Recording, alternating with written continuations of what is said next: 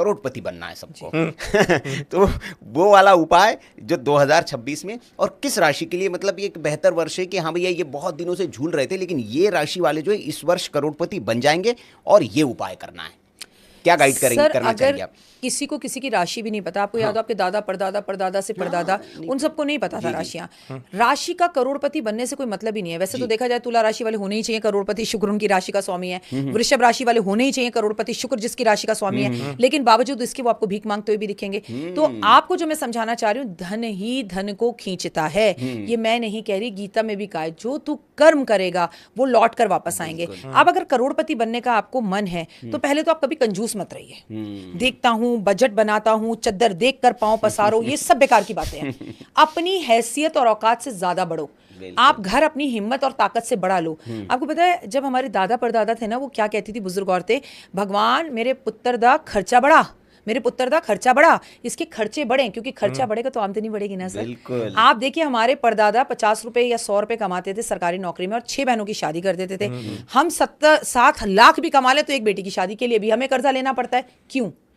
तो इसलिए समझिए बरकत नहीं है। पहली बात तो सर हम सब कैशलेस है। अगर हम तीनों इस वक्त अपने पर्स में से पैसे निकाले तो शायद 5 भी इकट्ठे नहीं कर पाएंगे यहाँ पर। और हमारे बुजुर्ग अपनी जेबों में पैसे रखकर चलते थे, वो चलते थे तो सिक्के भी खनकते थे। याद हो तो पुरुष ऐसी बनाने पहनते थे जहाँ जीप होती थी, उसमें बाबूजी पैसे रखते थे। यहाँ नाड़े के अंदर एक पोटली लटकाई जाती थी। औरतें अपनी गुप्त छोटे छोटे पर्स अपने पास रखती थी। वो स्वेटर पहनेंगी यहाँ पर तो भैंसों को सानी करते करते वो यहाँ से पैसे निकाल के दे देती थी। आटे के कई बच्चा आया, आटा गूंद रही, कहीं वो डब्बा खोल में से ले ले, दिल से हाथ रखकर बोले कि आज हमारे घर में कैश है ना। तो जब घर में पैसा ही नहीं है तो करोड़पति बनोगे कैसे? धन ही धन को खींचता है। मैं आपके माध्यम से बताना चाह रही हूँ, न्यू बिगनिंग न्यू शुरुआत कीजिए। चलिए बहुत अच्छी नोटबंदी हुई, चलिए बहुत अच्छा है कि हम कैशलेस हुए, लेकिन अपने घर में हर ड्रॉ में हर जगह पर थोड़े थोड़े सिक्के, थोड़ा थोड़ा पैसा जरूर रखिए, तभी आप करोड़पति बनते हैं। कंजूस आदमी कभी करोड़पति नहीं बन सकता। कोई भिखारी आपसे रेड लाइट पे पैसे मांग रहा है या कोई चंदा आपसे मांगने आया है तो हम क्या कहते हैं, 11 रुपए की पर्ची काट दे। आप 1000 रुपए की पर्ची कटवाइए, शाम तक 2000 पाइए, करिए और देखिए। क्या बात है। ऐसी कोई चीज़ होती है जैसे पर्स में, तो आपने बहुत अच्छी बात बताई कि कैश रखना चाहिए चूंकि डिजिटल का युग है। पर्स में कोई ऐसी चीज़ होती है रखने से जिसमें संबंध होता हो पैसे बढ़ने का? ऐसे कई लोग बताते हैं, मतलब हाँ कि ये रख लीजिए आप पर्स में कौन सी चीज़ हमेशा रखना चाहिए। जैसे कई लोग, जैसे मैं आपको, तो आप तो खैर ज्ञाता है इस क्षेत्र की, चांदी का चौकोर टुकड़ा रख लो या कई चीजें XYZ जो भी है, ऐसा कुछ होता है पर्स में रखने से? क्या रखना चाहिए वैसे पर्स में? सर मैं तो कहूंगी पहले ये समझिए कि क्या नहीं रखना है पर्स में। हाँ, ये समझिए, रखने की बात दूसरी है। जितने भी पुरुष होंगे, मैं खासकर उनकी बात करूंगी, उन सबके पर्सों के अंदर आपको XYZ के विजिटिंग कार्ड्स दिखेंगे। क्यों? उसकी किस्मत खराब है, उसके ऊपर शनि की साढ़े चल रही है, तुम ले लेके घूम रहे हो साथ में। क्यों? अगर आपने अपने पर्स में क्रेडिट कार्ड रखा है तो आपने महालक्ष्मी को पहले से ही बोल दिया कि भैया कार्ड से ही जीवन चलना है मेरा। तो आप अगर चाहते हैं क्रेडिट ना लेना पड़े तो क्रेडिट कार्ड तोड़ो, फाड़ो, काटो और कैश रखो। पैसों को बहुत खूबसूरती से रखो, इज्जत से। ये महालक्ष्मी के सामने ऐसे ऐसे करके आरती जलाते हो, जो कैश एक्चुअली धन है उसको मोड़ के तोड़ के, गंदा टेढ़ा मेढ़ा, सिक्के भी उधर वो। और जितने पुरुष हैं उनके पर्स फटे हुए होंगे। क्यों? ये मेरी फर्स्ट गर्लफ्रेंड ने दिया था, ये मेरी एक्स ने दिया था, ये बड़ा लकी है। ये ऐसा कुछ नहीं होता सर। जितनी आपके पास घड़ियां उतने आपके पास पर्स हो। दिन के हिसाब से पर्स लो। आपके पास काला भी हो, लाल भी हो, सफेद भी हो, ग्रीन भी हो, येलो भी हो। आप स्टाइल से अपने पर्सों को रखो, उसमें इत्र लगाओ, उसमें खुशबू रखो और बहुत तमीज से उसके अंदर पैसे रखो। क्रेडिट कार्ड के लिए मैं ये नहीं कह रही, क्योंकि आज हमारी फ्लाइट टिकट क्रेडिट कार्ड के बिना नहीं हो सकती, आज हमारी होटल बुकिंग क्रेडिट कार्ड के बिना नहीं हो सकती, आज हमें किसी भी लॉन्च में जाना है हम क्रेडिट कार्ड के बिना नहीं जा सकते। वो हमारी जिंदगी का एक हिस्सा है, उसे एक अलग रखो। लेकिन अगर आप पहले ही क्रेडिट पर्स में रखोगे तो क्रेडिट लेकर ही जिंदगी भर चलोगे। तो कैश रखो। पर्स में रखने से चांदी का चकोर, और आप उसके अंदर चांदी का चकोर रखो। लोग दालचीनी रखवाते हैं, ठीक है, लोग उसके अंदर इलायची रखवा देते हैं। मैं कहती हूँ पर्स साफ हो, पर्स में कैश जरूर हो, पर्स में आपकी किसी भी भगवान देवी देवता की फोटो रखने से करोड़ गुना अच्छा है। जिसकी वजह से पहली सांस ले लो, दैट्स योर पेरेंट्स। वो इस दुनिया में है या नहीं है, आपकी पत्नी उनकी जगह नहीं ले सकती। आप माता पिता की फोटो रखिए। मैंने जैसे माता पिता की फोटो, राखी जी आप तो जानते हैं कि मीडिया से मेरा इतना अनुभव हो गया है।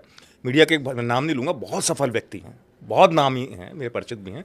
मैंने देखा उनके पर्स में भगवान की तो नहीं, बेटी की जरूर फोटो रखते हैं वो। जब बेटी उनकी छोटी थी, अब तो बेटी बड़ी भी हो गई, तो उसका संबंध जो मैं समझ पाया, शायद बेटी भी तो लक्ष्मी होती। बेटी तो लक्ष्मी होती है, और वो पहला जीव जिसको आपने दुनिया में जन्म दिया, बिल्कुल। जिसके आप पिता बने।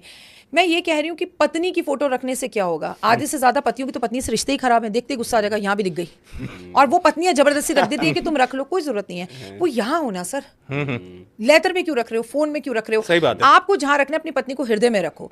कभी पर्स चोरी हो जाए तो हो जाए, लेकिन माता पिता का आशीर्वाद जब आप खोलते हो और आपके साथ हमेशा होता है। सर पर्स को हमेशा साफ रखें, सुगंधित रखें। आपके पास जितना भी धन आता है उसको पहले हाथ जोड़ के प्रणाम करें। अगर आपको याद हो कि जब राम जी ने शिव जी का धनुष तोड़ा था सीता मैया से विवाह के लिए, तो ऐसे करके पकड़ा नहीं था, पहले प्रणाम किया था। बिल्कुल सही मैं बात। आपको प्रणाम करता हूँ। नदी के किनारे पर जब पहुंचे केवट के साथ, तो मैं आपको प्रणाम करता हूँ। हम प्रणाम करना भूल गए हैं सर। आप अपने घर की लक्ष्मी को, अपनी पत्नी को, अपनी बेटी को, अपने पर्स को प्रणाम करो, अपनी ऑफिस की चौखट को ऐसे चूमो। मैं आपको प्रणाम करता हूँ।